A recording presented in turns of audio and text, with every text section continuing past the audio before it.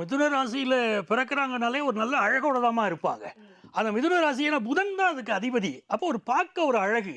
அப்படி ஆமா. இருக்கக்கூடிய இந்த நீங்க பெண்களுக்கு கரெக்ட்டா சொல்றாரு. அத கேட்டேன். மேடமே ஓகே. என்டார்ஸ் பண்ணிட்டாங்க. ஓகே.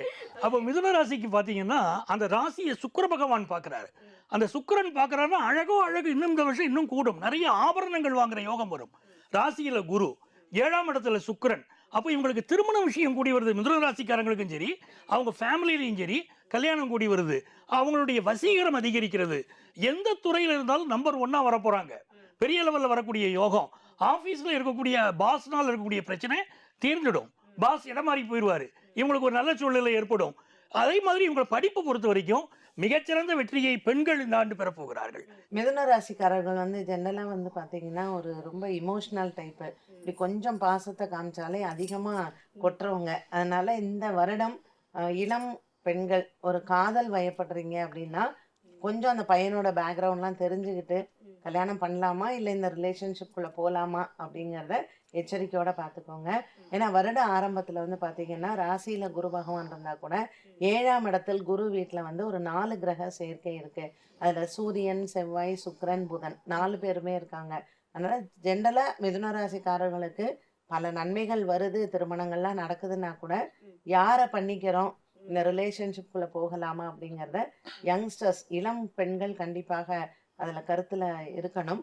வேலை விஷயத்திலேயும் ஒரு டக்குன்னு பேப்பர் போடுறதோ, இல்ல வந்து இந்த இடம் வேண்டாம் அப்படிங்கிறத இம்பல்சிவ் டெசிஷன் சொல்லுவோம். இந்த மாதிரி ஒரு டெசிஷன் எடுக்கும்போது கொஞ்சம் அதெல்லாம் யோசிச்சு பண்றது அவங்களுக்கு நல்லது.